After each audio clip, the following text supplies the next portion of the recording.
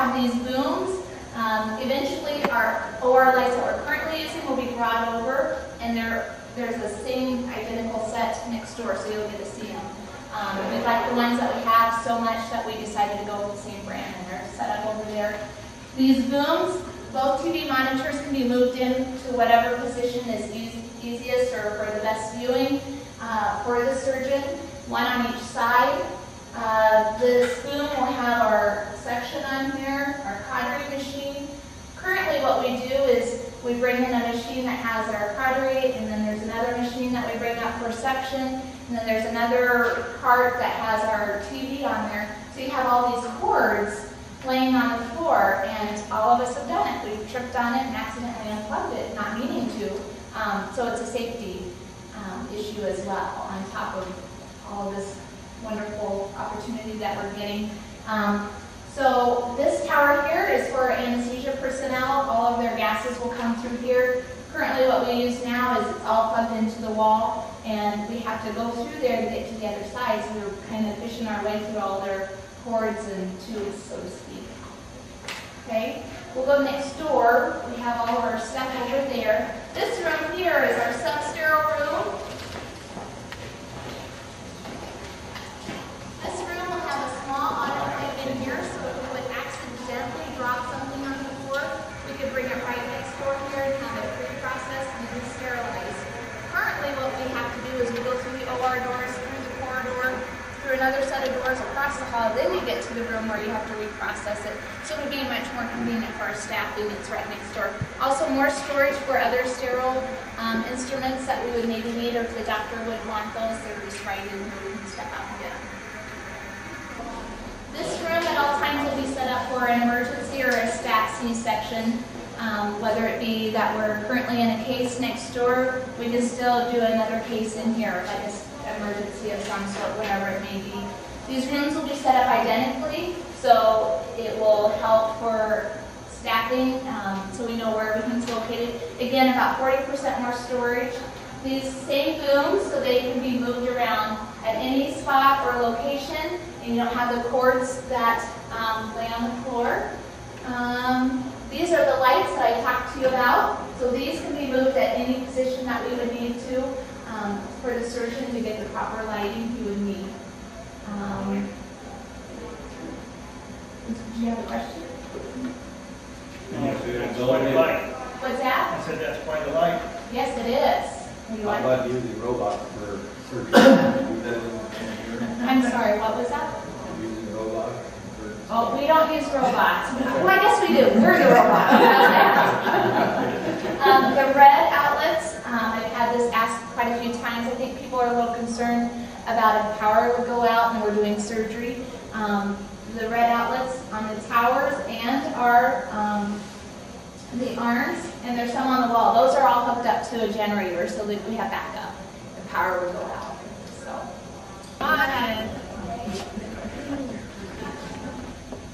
Hi, I'm Janelle and this is Patty. We're both nurses that work in the surgery area. This area here is our recovery area. Our old or current recovery area is just one room, so we're real excited that we have 4 different bays here. There's a cart in this one, and that's essentially what they will all look like. All these rooms will have privacy curtains that we can shut over our doors, also can pull shut for noise control. They all have TVs in there, so that kind of helps pass the time a little bit. They all have cupboards in them, so for patients' belongings. So these rooms we will use to admit patients and also dismiss them. So sometimes if we have more than one colonoscopy scheduled for a day, then we can admit a patient in here. Or other procedures that don't have to be admitted to the floor, like lesions, carpal tunnels, things like that. We will all we'll use these rooms to admit the patients in. And there's a bathroom here close by, so you don't have to go too far if you need to use that. This area over here will have a couple computers for us nurses to chart at and have all our paperwork, get it all set up for our patients.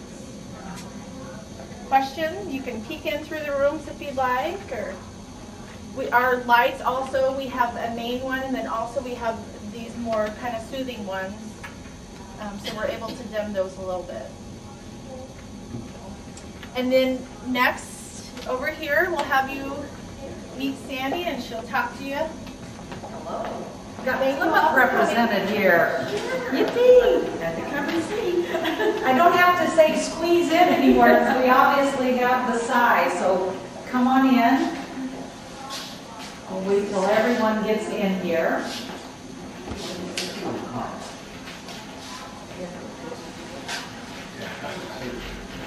My name is Sandy. I'm also one of the surgery nurses representing Plymouth. This is your minor procedure room. You will get to experience this room if you are fortunate to be over the age of 50 and your doctor tells you you need a colonoscopy. We will also do other scopes like EGDs, like where we put the scope down your esophagus. Our other room was about half this size. We had all our equipment on carts. We'd have to drive them around, move this cart accordingly. We now are going to take advantage once again of the equipment being on the booms. And we also have enhanced viewing because we're going to have 2 monitors to look at.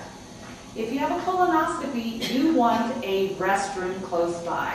So we have a very nice, large, handicap accessible restroom. Another thing that's very exciting in my life, the old room, we had to clean and process the scope in the same room next to the patient. It takes over an hour to clean, process, dry scope. We easily do 2-3 scopes a day. We now have our own room to clean them, and we will have a processor that processes 2 scopes at a time. So that's what I'm mostly excited about. As the girls told you, you can be, if we take advantage of the bays, you may be admitted there in private. You will be dismissed privately. Our other room, what we had to do, we had our recovery room, we'd maybe admit you, another scope going on, get done, we'd have to switch. So we'd have to tie a sheet, make a tent to assure privacy. So this will be much nicer.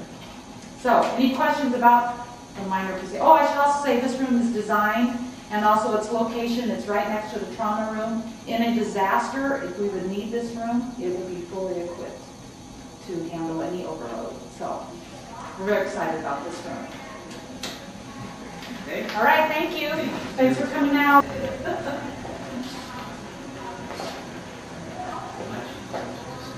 Oh, yes.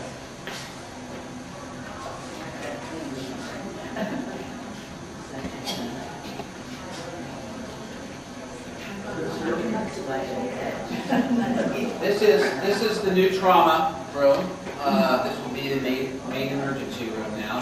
The double doors that you saw when you came across that, now that will be the new ambulance entrance. In fact, that's the way we'll go back out. That'll be where the ambulance backs up into, so that will be the ambulance entrance.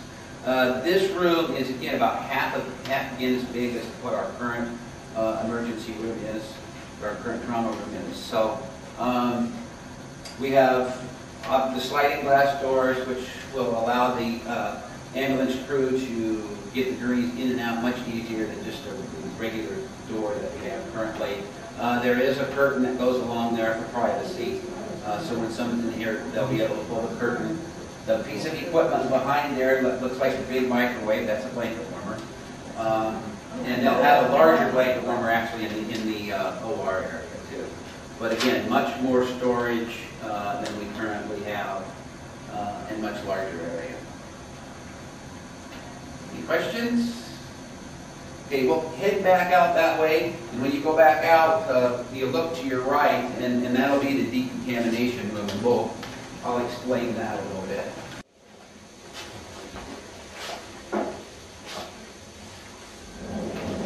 This is the decontamination room. Currently, we don't have a designated room for this. What we have currently is a inflatable pool in the garden hose. And we do we received some equipment from the state, but really what it is there's a curtain and everything that goes up, but that's really what we use now.